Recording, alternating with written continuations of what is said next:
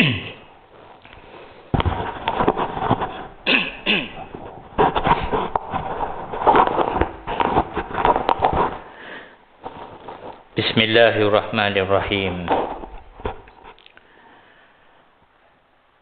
Alhamdulillahi rabbil alamin. Wassalatu wassalamu ala ashrafil anbiya'i wal mursalin wa ala alihi wa sahbihi ajma'in.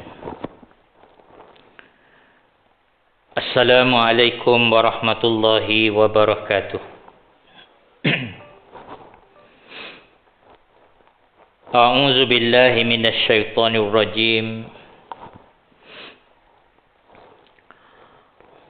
Wa laqad ba'atsna fi kulli ummatin rasulan an i'budullaha wajtanibut taghut. Dan sesungguhnya kami telah mengutuskan Rasul pada tiap-tiap umat untuk menyerukan, sembahlah Allah sahaja dan jauhilah taghut. Alhamdulillah, marilah sama-sama kita mengucapkan syukur kepada Allah Subhanahu wa taala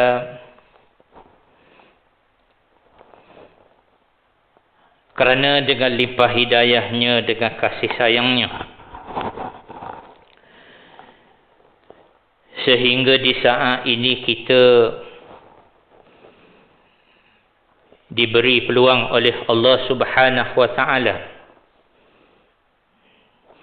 untuk menikmati nikmat iman dan Islam, dan Allah Subhanahu wa taala telah mempertemukan kita pada malam ini untuk bersama-sama menunaikan fardu maghrib berjamaah dan kita bertazkirah. Yang saya hormati Tuan Pengerusi, Yang Mulia Tuan Imam, Tuan Bilal, Pengerusi Jawatankuasa Dakwah, ahli-ahli Jawatankuasa Muslimin Muslimat yang dihormati.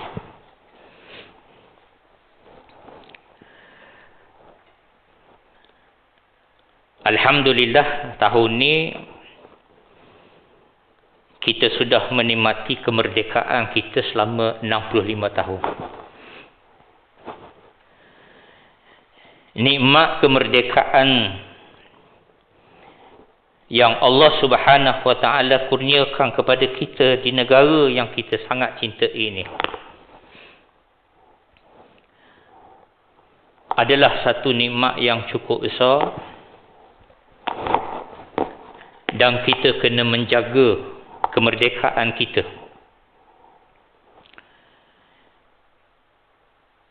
Merdeka bermaksud kita bebas daripada pengaruh orang-orang asing,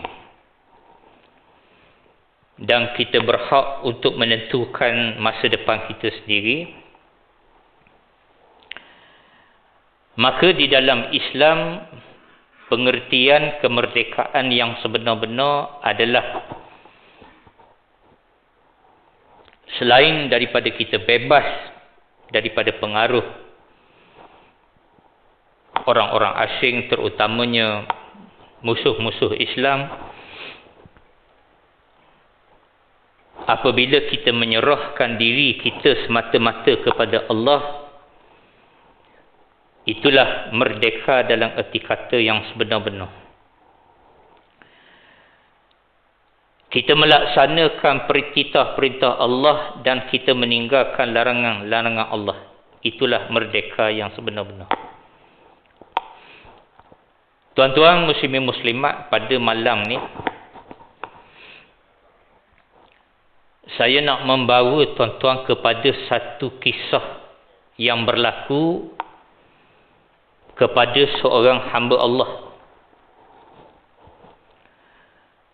Dalam erti kata, hamba Allah ini dia telah mendapat hidayah Allah dan dia mendapat kemerdekaan yang sebenar-benar di sisi Allah Subhanahu wa taala. Kerana kisah hamba Allah ini cukup luar biasa. Kerana beliau adalah seorang penganut agama Nasrani yang mendapat hidayah Allah di dalam sebuah gereja besar. Dan kemudian dia menjadi seorang ulama yang terkenal di negeri Maghribi, dan sepanjang ia menjadi ulama besar yang telah menghasilkan beratus-ratus kitab, dia telah mengislamkan ribuan orang-orang Nasrani di dalam kehidupannya. Ia telah membebaskan manusia daripada belenggu perhambaan akidah yang batil dan membebaskannya membebaskan mereka kepada akidah yang hak. Kisah ini tuan-tuan berlaku pada abad yang ke-14 di negeri Sepanyol. Saya memetik kisah dia ni, kisah yang diceritakan oleh hamba Allah ini, iaitu ulama ni. Di dalam kitab dia telah mengarang satu kitab dan menukilkan pengalaman dia. Maka pada malam ni saya bawa cerita ni. Seorang hamba Allah yang bernama Abdullah Mallorca. Abdullah Mallorca ataupun nama sebenarnya Ensen Turmida adalah seorang penganut agama Nasrani yang sangat taat. Pada usianya 4 tahun, dia sudah mampu menghafaz kitab-kitab perjanjian lama dan kitab-kitab perjanjian baru. Nasrani, tuan-tuan, pada abad yang ke-14 dan sebelum adalah berbeza dengan Nasrani selepas abad yang ke-14. Kerana Nasrani pada abad 14 dan sebelumnya, kitab-kitab perjanjian lama dan kitab-kitab perjanjian baru ditulis di dalam bahasa asalnya. Di mana kitab perjanjian lama ditulis dalam bahasa Hebrew, sementara kitab-kitab perjanjian baru ditulis di dalam bahasa Greek. Ensen Turmida pada umur 4 tahun dia sudah mampu menghafaz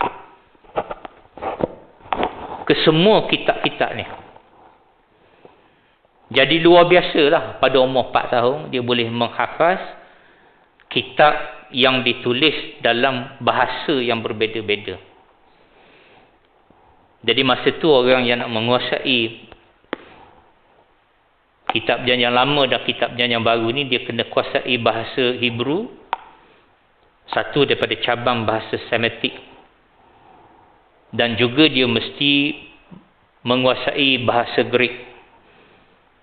Bahasa Greek ini adalah bahasa yang menjadi latar kepada perkembangan agama Nasrani, khususnya di Eropah. Dan oleh kerana Ensen Turmida ni dia bagus, dia budak yang bijak, maka orang tuanya telah menghantar Ensen Turmida ini berguru dengan seorang pendeta besar di negeri Sepanyol. Pada abad yang ke-14 dulu, tuan-tuan, Islam pada masa itu dah hampir runtuh di Sepanyol. Islam kerajaan Islam yang bertapak selama 800 tahun. Dan negeri Sepanyol pada masa itu menjadi sebuah negeri yang bangkit. Agama Nasrani ni dia mula bangkit semula. Maka di sebuah bandar bernama Mallorca, di situlah berpusatnya Nasrani di negeri Sepanyol, dan Anson Termida menjadi anak angkat kepada padri besar ni. Besarnya padri ni tuan-tuan, saya nak gambarkan besarnya, power dia, pengaruh dia. Kalaulah bapa suci yang saya bercakap ni Nasrani bermazhab Roman Katolik lah.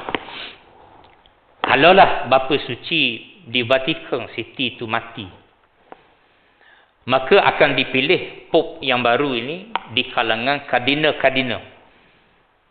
Dan oleh kerana pendeta besar di Mallorca ni yang bernama Nico Martel ni, dia mungkin terpilih kerana senioriti dia.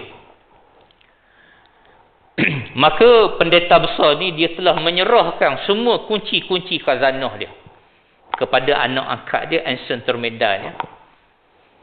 Sebab sebagai pendeta besar dia ada semua kelebihan-kelebihan yang diberi, istana peribadi, dapur peribadi, library peribadi, dia harta benda yang banyak. Dia menyerahkan semua kunci-kunci khazanah ini kepada Anson Termida, anak angkat dia, yang juga menjadi pembantu dia selama 10 tahun di gereja besar. Melainkan satu kunci yang dia tidak serah, iaitulah kunci yang berupa sebuah bilik kecil yang pada masa-masa tertentu pendeta besar ni dia duduk dalam bilik tu, dia kunci dari dalam, jadi orang tak tahu apa dia buat, orang tak tahu, termasuklah Anson Termida. Jadi dengan kehendak Allah Subhanahu Wa Taala, maka pada satu hari pendeta besar ni dia jatuh sakit. Dia jatuh sakit dan dia telah panggil Anson Termida. Lalu dia kata, wahai anakku, sesungguhnya kamulah yang akan mengambil semua urusan-urusan gereja daripada ayahanda. Maksudnya pangku jawatan. Sebab ayahanda sakit ni, kamulah kena bantu ayahanda. Sebab Anson Termida ni dia yang terkemuka di antara padri-padri di gereja besar itu. Maka tugas Anson Termida ni, bila dah memangku jawatan tu, menjalankan tugas, antaranya tugas-tugas seorang padri besar ni, antaranya baca khutbah. Yang kedua, mengampung orang-orang yang berdosa. Yang ketiga, melaksanakan kuliah-kuliah tafsir. Oh, ia pun ada juga kuliah tafsir di gereja. Kuliah tafsir gospel ada juga. Ya. Saya tuan-tuan, saya biasa dengan institusi gereja ni. Saya selalunya kalau ada peluang untuk melaksanakan kursus ke luar negara, memang saya akan pergi ke tempat-tempat seperti ini. Di dalam negeri pun saya ada kawan, dan saya biasa tengok padri berkhutbah dan sebagainya. Jadi saya boleh bayangkanlah tugas Anson Termida ni macam mana, apakah tugasan dia. Maka pada satu hari Anson Termida melaksanakan satu tugasan dia, iaitulah melaksanakan kuliah tafsir gospel. Jadi daripada satu ayat kepada satu ayat kepada satu ayat, maka tibalah dia kepada satu ayat yang berbunyi.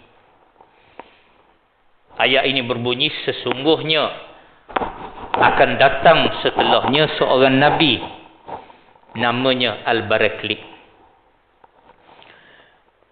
Bila keluar ayat ni, yang dipercayai daripada Gospel John chapter 14 ayat 16.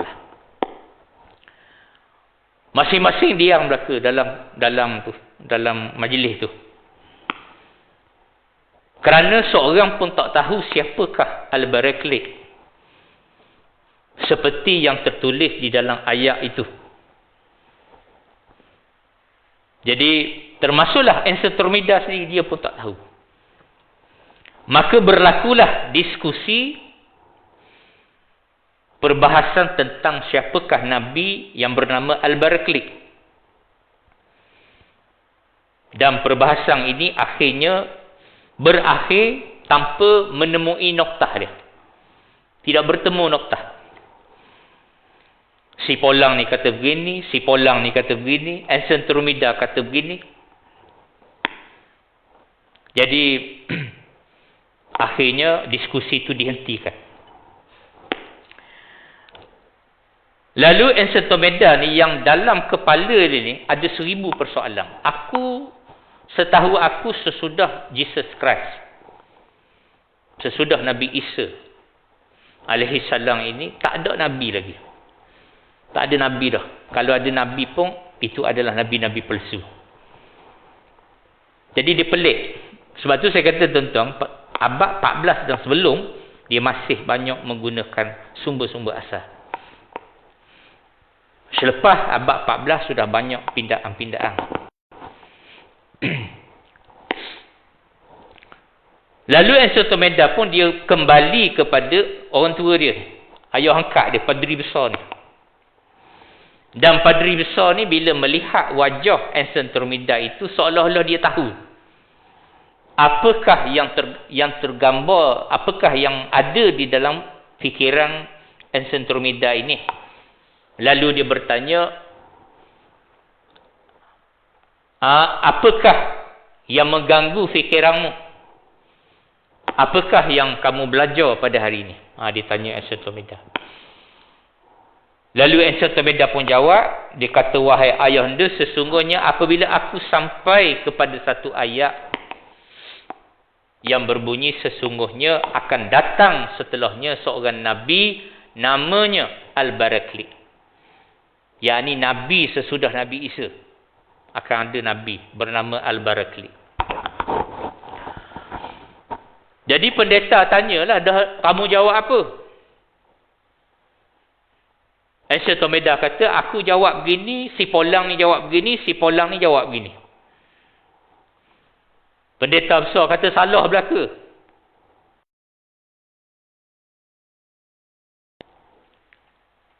Lalu Encyclopedia pun tanya, siapakah wahai ayahanda? Dia nak tahu. Pendeta besar kata, ayahanda lah yang tahu. Sebab ayahanda ni sudah mencapai tingkat perguruan yang paling tinggi. Kamu tu masih belajar lagi, belum khatam lagi. Maka Encyclopedia gembiralah didengar. Ada jawapan nanti daripada ayahanda dia. Lalu dia kata, khabarkanlah kepadaku, khabarkanlah siapakah Nabi itu. Pendeta besar kata, tak boleh. Aku tidak boleh beritahu nama ini kepada kamu di atas 2 sebab. Yang pertama, kalau aku beritahu, kalau kamu tahu siapakah nama Nabi ini, kamu tidak boleh bertemu dengan aku lagi. Mana kamu kena berpisah dengan aku. Dan aku tidak rela untuk berpisah dengan kamu. Pendeta besar kata. Yang kedua, kalaulah kamu mengetahui, maka seluruh orang-orang Nasrani akan memburu kamu dari segenap penjuru. Dan mungkin mereka akan bunuh kamu. Lagilah Encyclopedia nak tahu, kenapalah orang Nasrani sampai nak bunuh saya. Lalu dia pun pujuk. Dia tulis dalam kitab, saya petik daripada kitab dia ni. Dia kata, aku mencium kakinya dan berkata, wahai ayahanda, aku berjalan dari negeri yang jauh demi belajar kepada kamu. Dan aku mengabdi kepadamu 10 tahun. Dan aku mendapat ilmu yang banyak daripadamu tidak terhitung. Mudah-mudahan dengan kebaikanmu itu, beritahulah kepadaku tentang tafsir nama itu. Bila dia tanya begitu, maka menangislah uskup ni. Kardinal besar ni menangis dia. Lalu dia kata, wahai anakku, demi Allah engkau telah banyak memuliakan aku dengan pengabdian dan khidmatmu itu. Tetapi aku khawatir jika nama ini aku beritahu, engkau akan dibunuh atau dimusuhi oleh orang Nasrani daripada segenap penjuru. Wahai anakku, dulu aku pernah bertanya kepadamu saat kamu mula-mula datang kepadaku dari negerimu. Apakah tempat tinggalmu itu dekat dengan orang-orang Islam? Apakah mereka memerangi kamu dan kamu memerangi mereka? Itu semua aku bertanya untuk mengetahui sejauh mana engkau benci dengan Islam. Dan ketahuilah bahawa Al-Barakli adalah nama Nabi mereka bagi umat Islam, iaitu Muhammad sallallahu alaihi wasallam. Kepadanya lah diturunkan Alkitab yang keempat, yakni Al-Quran, yang disebut oleh lisan Nabi Daniel alaihi salam. Ia mengkhabarkan bahawa kita akan diturunkan kepadanya, agamanya adalah agama kebenaran dan milahnya adalah milah yang putih sebagaimana yang disebutkan dalam Injil. Jadi Al-Barakli itu rupa-rupanya Nabi Muhammad rupa-rupanya. Macam mana padri boleh tahu? Jadi Aisyah Tomeda ni tuan-tuan, bila dia dengar penjelasan daripada padri besar ni, dia jadi bingung. Dia bingung sebab dia hidup dalam lingkungan Nasrani, mempelajari Nasrani dan berguru kepada pendeta besar Nasrani. Tetapi kebenaran ada pada Islam. Maka apakah yang perlu aku lakukan, wahai ayahanda? Pendeta besar kata, masuklah kamu ke dalam agama Islam. Aisyah Tomeda tanya lagi, apakah keselamatan itu dengan masuk Islam? Padri besar kata, ya, selamat dunia dan selamat akhirat. Lalu Aisyah Tomeda pun dia tanya satu soalan cepu mas kepada ayah angkat dia ni. Nah, dia tanya, dia kata, wahai ayahanda, sesungguhnya orang yang cerdas memilih yang terbaik daripada yang dia ketahui. Jika ayahanda tahu kemuliaan agama Islam, apakah yang menghalangmu daripadanya? Kenapa tak masuk Islam? Bila tanya soalan tu, sedihlah pendeta ni. Nangis, dia berjebak air mata. Lalu dia kata, wahai anakku, sesungguhnya Allah belum menunjukkan kepadaku tentang keagungan Islam dan kemuliaan umat Islam kecuali saat aku telah tua dan fizikalku lemah. Memang tidak ada uzur padaku, bahkan itulah hujah Allah untukku.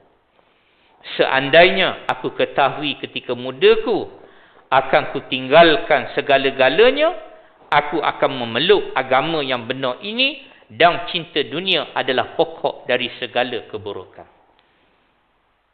Jadi tuan-tuan faham tak? Maksudnya kenapa tak masuk? Hidayah itu je sebenarnya.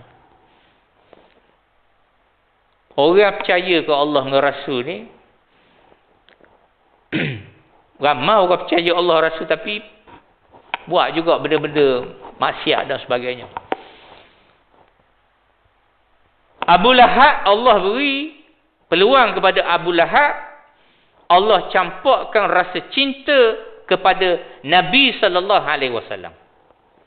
Tuan-tuan tahu, di antara anak-anak Abdul Muttalib ini, yang paling gembira dengan kelahiran Nabi SAW adalah Abu Lahab. Padahal ada lagi anak-anak lain, Abu Talib, Hamzah. Banyak lagi lah, adik-beradik lain. Sehingga apabila hambanya yang bernama Suwaibah ni datang jumpa Abu Lahab, beritahu bahawa Aminah sudah melahirkan seorang bayi yang matanya berbinar dan wajahnya umpama bulan purnama. Bila Abu Lahab dengar bahagia dia, dia membebaskan Suwaibah. Saat tu juga dia bebaskan. Kerana syukur dia di atas kelahiran Nabi itu dan cintanya kepada Rasulullah. Allah dah campak dalam hati Abu Lahab tu. Tapi Abu Lahab ni dia mengikut hawa nafsu. Bila Nabi mengangkat risalah Islam, dialah orang yang paling kuat memusuhi Nabi sallallahu alaihi wasallam. Malah abang dia Abu Talib, anak Abdul Muttalib yang tua, Allah telah memberi peluang kepada Abu Talib mengasuh Nabi sallallahu alaihi wasallam. Dialah yang mandikan Nabi, dialah yang gosok kepala Nabi, dia suap makan pada Nabi, pakai baju Nabi, peluk Nabi, cium Nabi, bawa Nabi ke sini, bawa Nabi ke sana. Pertahankan Nabi lagi masa Nabi bawa Islam. Tapi Abu Talib tidak mendapat hidayah Allah Subhanahu wa ta'ala. Maka hidayah ni bukan hak kita, hak Allah Subhanahu wa ta'ala. Tugas kita, kalau dalam keluarga, bimbing isteri dan anak-anak. Tugas kita bimbing, nasihati mereka. Yang beri hidayah tu Allah, bukan kita.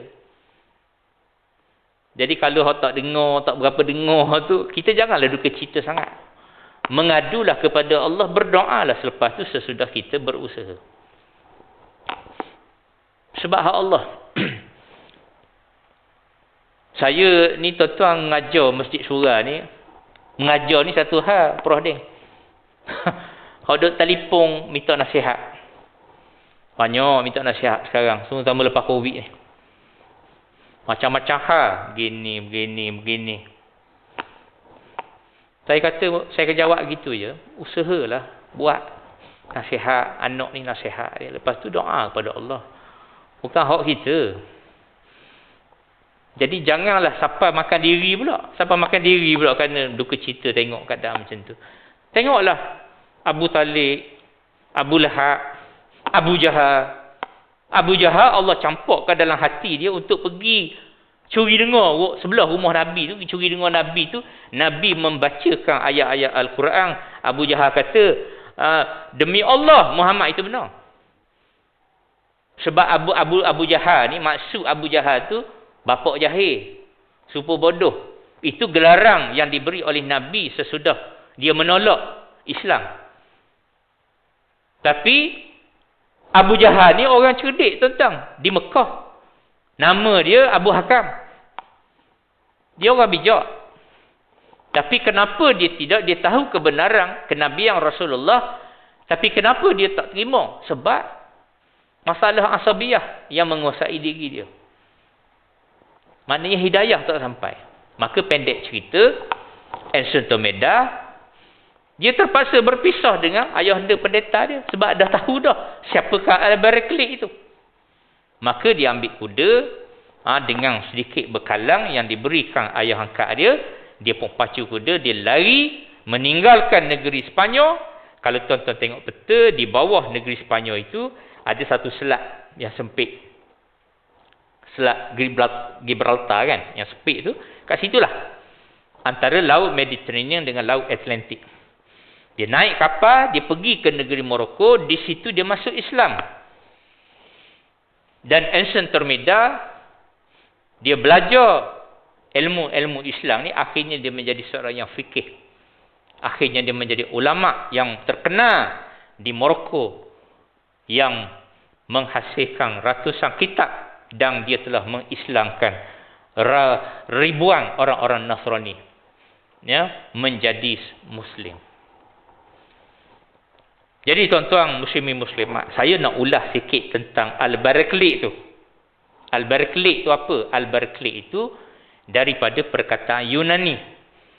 Oleh kerana Anson Tomeda menulis kitabnya dalam bahasa Arab, maka Al-Barakli itu diarabkan.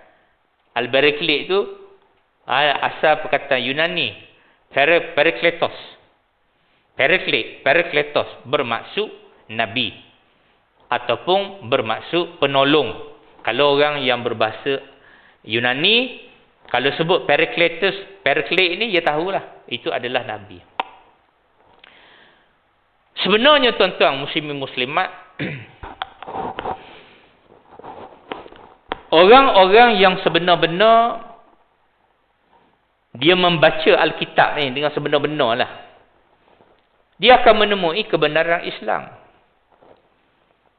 Sebab di dalam Alkitab itu mengandungi banyak keterangan-keterangan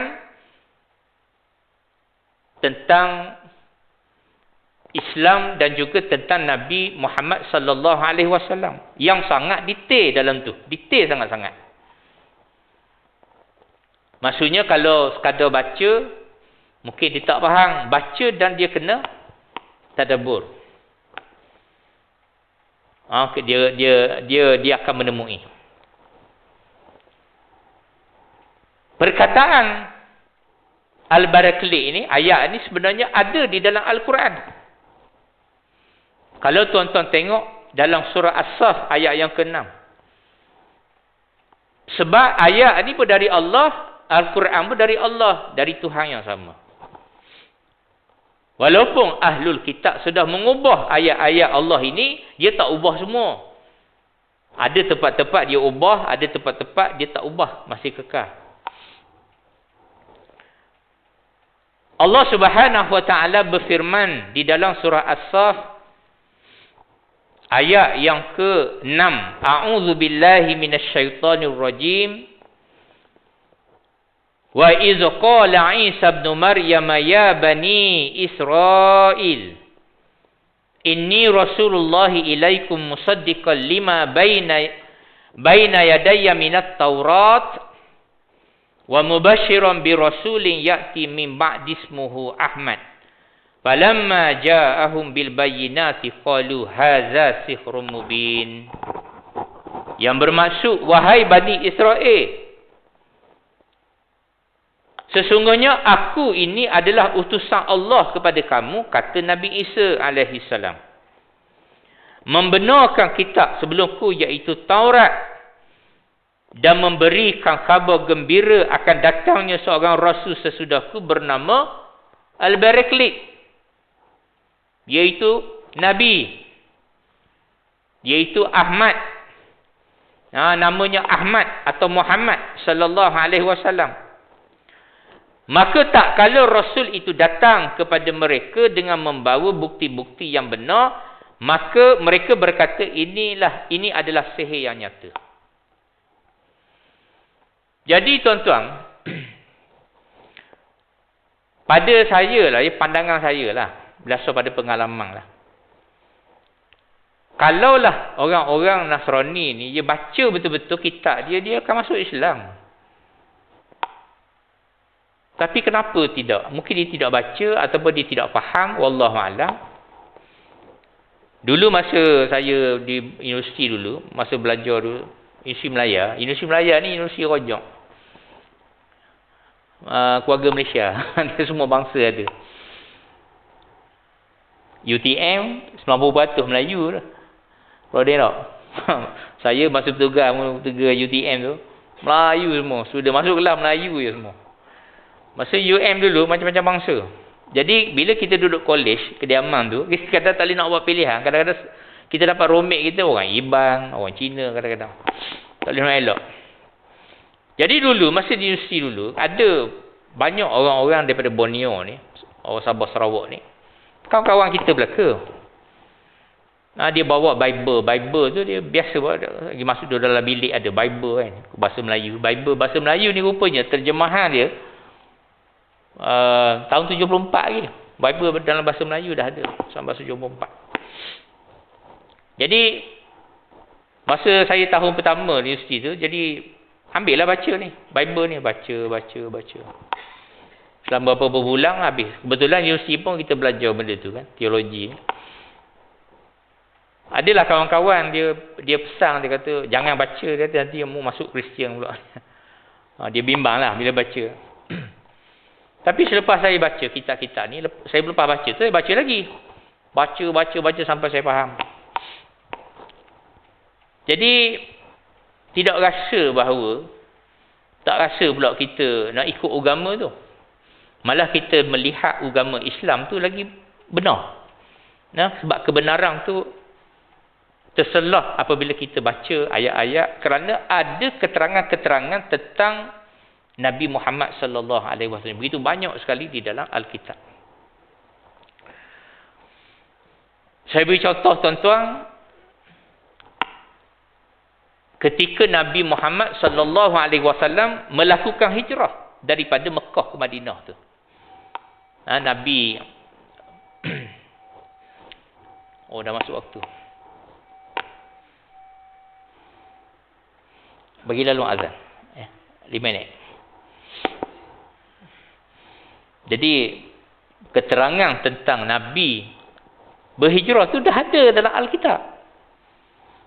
Dah ada. Lepas tu tuan-tuan, peristiwa Fathul Makkah tu, pembukaan kota Mekah tu.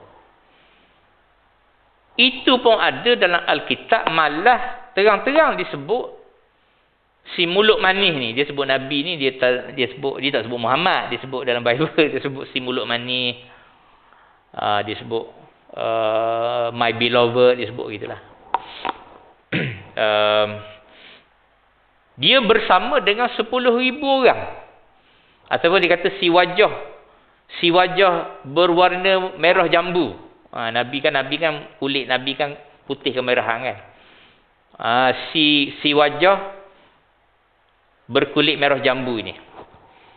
Dia bersama dengan 10,000 membuka kota Mekah. Sudah disebut dalam kitab perjanjian lama.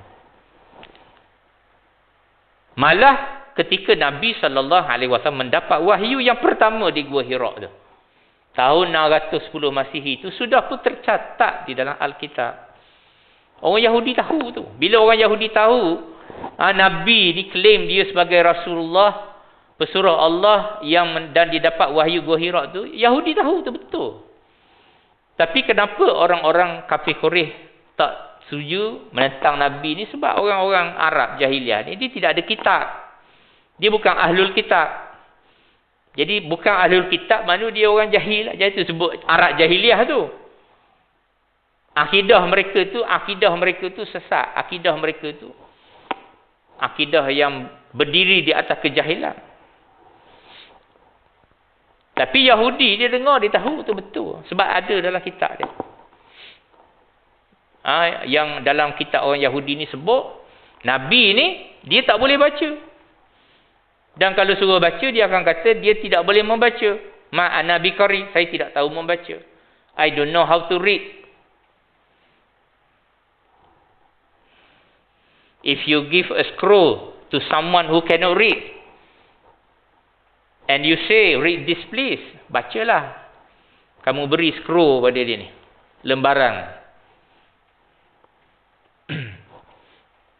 Dan he will answer, I don't know how to read. Dia akan menyatakan, ma'ana biqari, saya tidak tahu membaca. Yahudi tahu tu dah ada dalam kitab perjanjian lama. Dia sebut begitu. Dulu ada seorang orang Cina, dia follow saya masa saya mengajar dekat Gombak, ada satu surau tu. Saya agak terkilang sebab saya tak sempat layang dia. Dia ada mari 2 kali masa tu. Saya sibuk, lepas habis kuliah tu ada program lain pula. Dia nak bertanya saya. Lepas 2 kali tu saya sempat sekejap melayang masa minum je tu, lebih kurang 15 minit. Lepas tu dia tak mari-mari tu. Saya tanya orang lain pun tak tahu ke mana dia. Mungkin dia nak masuk Islam kot.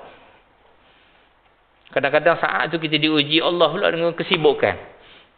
Dia nak jumpa, beritahu nak jumpa. Tapi saya kata saya ada temu janji pula tempat lain. Habis boleh minum air sekejap. Kepada orang yang dia nak tahu, dia Nasrani, dia Kristian. Tapi dia nak tahu. Sebab saya duduk kuliah benda ni, dia duduk dengar. Dia mari berapa kali kot, saya tak tahu dia mari. Lepas tu, dia jumpa saya 2 kali, dia datang. Maksudnya lepas kuliah. Rasa terkilang lah. Saya rasa terkilang apa hari ni. Tak tahu mana. Cari-cari, tanya orang situ. Lepas tu mari pula COVID 2 tahun, langsung langsung tak jumpa. Cukuplah tuan-tuan ya. Ya, ada soalan? Ya. Sampai pukul berapa Prof ni? Soalan ada dah ni 1. 10 minit boleh ya? 5 minit. Boleh lah. Kita boleh lama-lama sangat, panjang-panjang sangat. Kesian ke jemaah. Saya bercakap okey je. Orang bercakap tak terasa masa sekejap. Ya tuan.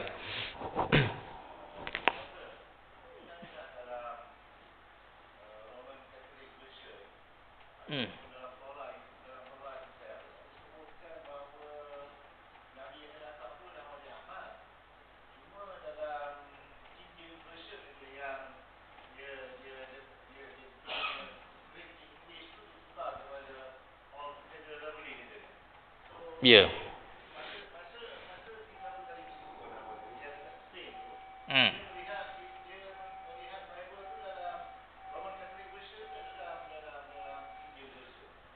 Okey, Bible ni, Bible ni dia selepas Perjanjian Nisea 325 Masihi, hanya dibenarkan satu mazhab saja, iaitu Roman Catholic. Roman Catholic ni Bible dia ada dua version, satu Douay, satu lagi Rheims. Dan kitab Roman Catholic ni dia menggunakan bahasa Greek lah, dia menggunakan bahasa Greek. Tetapi perbezaan antara Roman Catholic dengan King James ni dia muncul 1000 tahun selepas tu. Selepas Roman Catholic menjadi satu-satunya mazhab dalam Kristian, mazhab lain Unitary, mazhab yang menyamai mazhab yang dianuti oleh Waraqah bin Nawfal tu. Mana mazhab asal Nabi Isa AS tu dah diharamkan selepas tahun 325 Masihi, dia diharamkan. Maka semua gospel yang mirip Al-Quran, yang statement dalam tu mirip Quran tu diharamkan. Tapi hanya dibenarkan 4 saja selepas persidangan Nisea 325 Masihi, iaitu gospel Matthew, Mark, Luke dan John. 4 tu saja. Jadi Roman Catholic ni dia tambah 7 kitab. Kitab Yahudi ni ada 39 kitab ada. Ya, Genesis, Exodus, Leviticus, Numbers, Deuteronomy, Joshua, Judges, Ruth, 1 Samuel, 2 Samuel sampai kitab Malakai tu 39. Kitab orang Yahudi tu sebenarnya, Old Testament tu. Tapi Kristian ambil letak dalam bahagian pertama Bible dia. Tapi Roman Catholic dia tambah lagi 7 kitab yang tidak diakui oleh orang-orang Yahudi. Jadi orang yang menentang 7 kitab tu, dia panggil kitab tu sebagai kitab yang meragukan. Dalam bahasa Greek disebut Apocrypha. Kitab tu lah. Jadi King James Version tu dia jauh lagi. Dia selepas 1000 tahun. 1000 tahun tu baru muncul King James Version. Sebab apa munculnya kumpulan Protestan ni?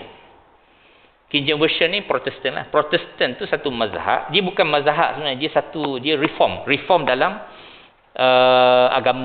agama Kristian. Kalau kita kata mazhab, dia kurang tepat. Dia lebih kepada pembaharu. Kalau dalam istilah Islam, gerakan Islam panggil tajdid, dia kata. Tajdid. Gerakan Islam tu tajdid. Kalau satu gerakan Islam, muncul gerakan Islam yang lain daripada gerakan Islam pertama tu, dipanggil tajdid. Pembaharu. Jadi Protestan itu adalah pembaharu dalam agama Nasrani. Kenapa muncul Protestan ni? Dia tak bersetuju dengan beberapa prinsip yang diamal dalam Katolik. Sebab Katolik ni sebenarnya dia agama orang pagan. Agama ni dah muncul sebelum Nabi Isa lahir, dah ada agama ni. Agama orang-orang Rom. Gereja ni sebenarnya dah ada sebelum Nabi Isa lahir, dah ada gereja. Tapi orang Rom ni dia sembah dewa-dewa. Jadi Nabi Isa tu dah ditukar watak dia. Dia buang agama Tuhan orang pagan, letak Nabi Isa. Macam tu. Jadi dalam Roman Katolik ada amalan-amalan yang bertentangan dengan kitab Perjanjian Lama. Iaitu antaranya adalah keberhalaan. Sebab tu dalam gereja Roman Katolik ni ada banyak patung-patung itu. Orang-orang Protestan tak setuju itu. Dalam gereja dia tak ada patung-patung ni. Satu lagi, penghapusan dosa, indulgences. Penghapusan dosa. Sebab dalam Roman Katolik berlaku corruption. Dia berniaga. Berniaga untuk menghapus dosa. King James Protestan tak setuju. Kemudian banyak lagi lah perkara-perkara antaranya menentang 7 kitab. Sebab tu dalam King James Version ni dia ada 66 kitab saja. Sebab ia buang 7. Dalam kitab Perjanjian Lama tu dibuang 7. Jadi ada 39 tambah 27 jadi 66. Jadi yang cerita tadi Encyclopedia itu Roman Catholic. Roman Catholic, bukan Protestan. Protestan ni sebenarnya dia berkembang di England ya. Di England dengan negara Eropah atas tu. Dia di situ. Dia Itali, Spanyol, negeri-negeri situ tu dia kuat Katolik. Di sebelah barat ni pun Eropah Timur ni pula dia Ortodoks. Dia Ortodoks.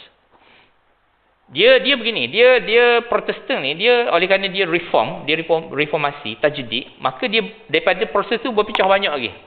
Anglican, Methodist, banyak daripada aliran-aliran yang sama itu. Boleh tuan ya? Ya.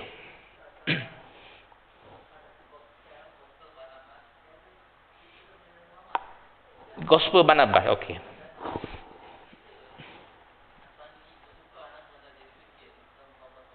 Okey. Sebenarnya Barnabas ini adalah kitab yang dikarang oleh sahabat Nabi bernama Barnabas. Dia adalah kitab yang paling awal di kitab gospel yang paling awal ditulis. Dipercayai tahun 51 Masihi. Nabi Isa pada tahun 33 Masihi Allah angkat Nabi Isa ke langit 33, lepas tu tahun 51. Dalam 20 tahun lebih lepas tu Barnabas tulis. Sebenarnya kitab Barnabas ni dia ada kitab Barnabas ni dia kitab ni satu ada dalam simpanan Barnabas, satu lagi dia ada dalam simpanan gereja Roman Katolik. Jadi cerita begini. Cerita dia, Barnabas ni dia dengan pengasas agama Nasrani, pengasas Kristian ni namanya Paul. Dia hidup sezaman. Tetapi Paul ni dia bukan sahabat Nabi Isa, dia musuh Nabi Isa semasa Nabi Isa jalankan dakwah. Dan yang mengajar tentang Trinity di tiga Tuhan ni adalah Paul. Barnabas tak setuju. Dia berpecah. Mula-mula dia satu jalan dakwah, mula dia berpecah. Barnabas pergi ke Cyprus dan Paul ni akhirnya dia dibunuh juga. Dia dianggap dia ada musuh dah. Akhirnya dia mati juga, dibunuh. Tapi ajaran Paul ni sebenarnya dia tak berkembang dalam dunia Nasrani awal. Dia hanya mendapat sambutan di Eropah saja. Sebab Eropah ni orang pagan dulu. Yang percaya Trinity orang pagan. Jadi orang-orang Nasrani yang asal tu menolak. Dia 300 tahun pertama sesudah Nabi Isa tak ada tu, sebenarnya Trinity tu dianggap kesesatan. Dianggap Ayah Ping punya ajaran. Masa tu dalam dunia Kristian. Masa tu Kristian berpusat di Alexandria. Di Mesir pada abad yang keempat. Bukan di Vatikan. Vatikan tu selepas Nisia tu. Dia baru berpusat di situ. Jadi kitab-kitab lain ni, gospel lain ni, dia banyak gospel ni, ada 200 lebih yang ditulis ni. Jadi selepas perjalanan Nisia tu 4 saja yang diakui. Matthew, Mark, Luke, John. Ini ni tuan-tuan, kitab ni ditulis 150 tahun sesudah Nabi Isa. Gospel Barnabas ditulis 30 tahun je lebih kurang. 20 tahun lebih je. Beza dengan umur Nabi Isa tu. Kitab-kitab lain dia tulis ni 100 tahun lepas tu. Tapi itu yang diangkat dalam agama Kristian. Jadi Barnabas ni sebenarnya kitab ni cerita gini. Cerita dia satu, masa zaman pemerintahan Maharaja Zeno, Maharaja Rome Byzantine ni, Rom Timur ni. Dan zaman Maharaja Zeno tu ditemui kitab tu dalam kubur Barnabas tu, duduk atas dada dia. Digali kubur tu jumpa kitab dia dan dibawa ke Konstantinopel. Kitab tu dipegang oleh Maharaja Zeno di Konstantinopel. Konstantinopel tu apa? Istanbul hari ni lah. Dan Turki Uthmaniyah kan tawang kan? Sultan Al-Fatih tawang tu kan? Bila tawang tu, jadi gospel tu ada kat situ. Gospel Barnabas tu. Dan baru-baru ni tuan-tuan ada dengar tak di kajian Turki Istihar, jumpa. Itu kitab zaman Zeno tu lah. Kitab yang ditulis dalam bahasa Aramaik. Menggunakan tinta emas tebal tu. Dan sangat mengejutkan bahawa dalam tulisan Barnabas itu tidak ada pun Trinity, tidak ada anak Tuhan pun. Ajaran sama macam Quran. Yang berlaku di Eropah, di Sepanyol, di gereja Roman Katolik, di Vatikan, masa tu cerita begini. Cerita ni berlaku lebih kurang pada abad yang lebih kurang zaman Melaka gitulah, lebih kurang gitulah. Lebih kurang abad ke-15 macam tu. Masa tu, giliran yang menjadi Pope di Vatikan tu adalah padri daripada Sepanyol. Padri besar yang jadi Pope ni, dia ada seorang kawan. Kawan dia ni seorang ahli akademik yang juga padri. Dia menerima tetamu dia ni pergi ke Vatikan tu. Jadi oleh kerana dia meraihkan kawan dia, jadi kawan dia ni dibenarkan masuk ke library peribadi Pope. Dan bila dia masuk, sedang dia belik tu, dia terjumpa satu kitab yang dipercayai kitab Barnabas. Nama padri ni San Marino. Jadi dia seluduk keluar kitab Barnabas tu, dia keluar daripada gereja tu, lalu diterjemah di dalam bahasa Sepanyol. Dan ini memalukan gereja Roman Katolik masa tu. Dan gereja Roman Katolik telah mengisytiharkan bahawa San Marino ni orang Islam yang menyamar, dia kata. Jadi sebenarnya tuan-tuan, dakwaan gereja tu memakan diri. Sebab dalam sejarah tercatat bahawa sebelum abad yang ketiga, sebelum abad yang keempat, sebelum tahun 325 Masihi tu, sebelum Nisia tu, masa tu semua gospel dibenarkan. Boleh berjalan berlaku macam-macam gospel. Tetapi gereja Roman Katolik ni, dia telah mengutuk kitab Barnabas ini 3 kali sebelum abad yang ke-7, sebelum abad yang ke-6. 3 kali dia. Maksudnya dia kecam gospel Barnabas ni sebagai sesat. Sebab dia ada 2 gereja kan, Alexandria satu, Unitary, Trinity ni di Roman Katolik, di Rom. Dia kutuk, dia mengutuk tu sebelum Nabi Muhammad lahir. Macam mana Padri San Marino ni dia kata orang Islam, sedangkan kitab Barnabas tu sendiri sudah ada sebelum Nabi Muhammad lahir. Faham tak maksud saya? Maksudnya memang kitab Barnabas tu sudah ada lebih awal. Dan kitab Barnabas ni sama dengan Al-Quran. Saya dalam kuliah saya memang saya bawa kisah tu, Barnabas.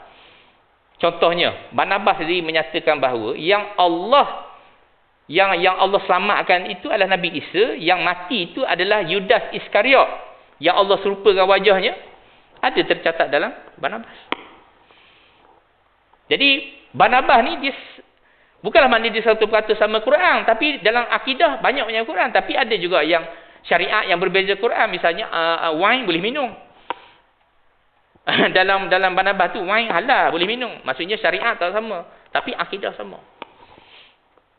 Boleh yang tuan ya? Ya.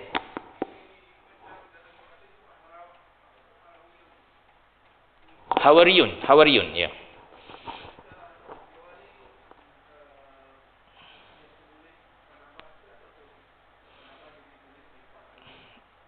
Ya, dia merujuk pada kumpulan Unitary tu. Unitary ni dia, tapi kalau nak cerita dia terlalu akademik sangat. Tapi kalau kita tahu kisah ni tuan-tuan, memang hari ni Katolik ni boleh lempar tak. Nampak terang-terang benda tu bohong.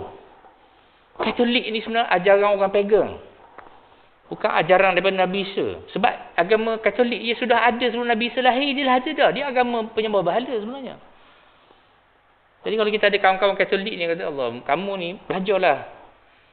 Kamu akan dapat keselamatan selepas kamu meninggalkan ajaran batil ni. Sebab kalau orang Katolik, ni tak rakam orang Katolik ni kalau dia baca sejarah kan, dia tengok sejarah dia confirm nampak agama tu memang agama palsu. Agama yang dicipta oleh Paul. Bukan agama Nabi Isa, bukan Nabi Isa bawa. Banyak sangat. Jadi kumpulan Hawariyun, kata orang Hawariyun ni, kumpulan tu lah Unitary lah.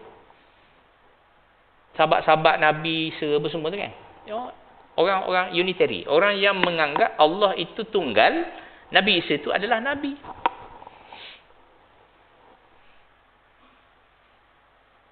Orang Yahudi pun tolak Kristian ni. Orang Yahudi ni, dia tahu batil, agama batil Kristian. Tapi Yahudi ni masalahnya dia macam iblis. Iblis tahu Allah berkuasa, Allah Maha Kuasa. Oh, iblis tahu. Tapi kenapa iblis tak nak ikut? Sebab hawa nafsu. Ego dia. Yahudi pun itu, ego dia. Bukan dia tak tahu, kebenaran Islam dia tahu. Nasrani ni sesat. Sebab dia telah tersesat. Yahudi ni bukan sesat. Tapi dia, sebab Allah beri banyak Nabi dia, beri berkitab. Jadi dia tahu banyak. Dia tahu kebenaran. Tapi dia tutup. Sebab tu Allah laknat Bani Israel ni.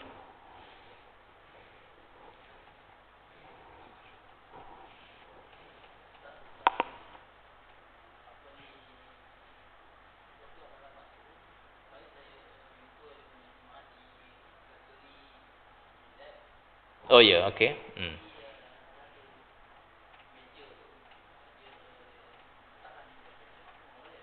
Orang Islam lah. Macam mana? Oh, dia Kristian, lepas tu masuk Islam. Sebelum tu dia Kristian. Oh, lepas tu dia murtad.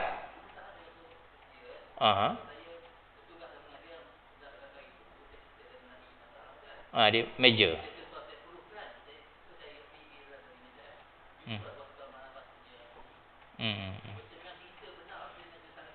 Dia orang Melayu lah. Oh, di Singapura. Okey.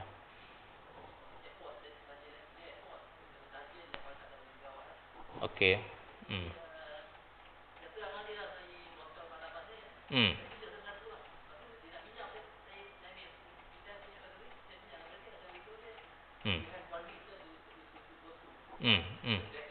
Ya.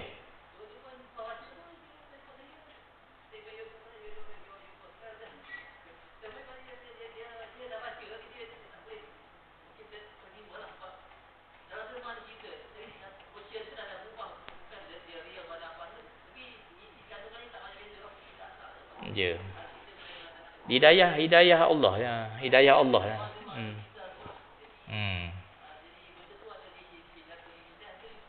Ya, ya. Ya.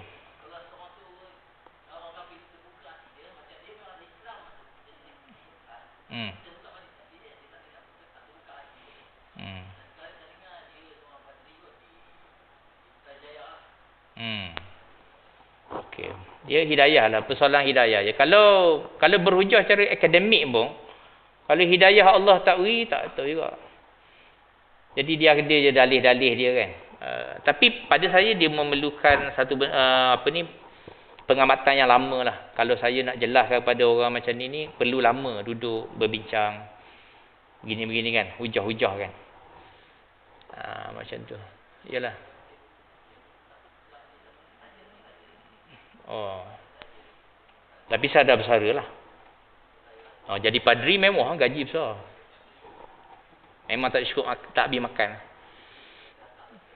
Ya. Ya.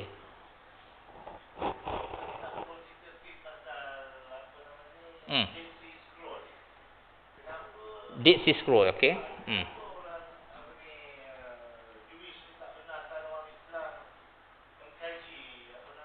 Okey.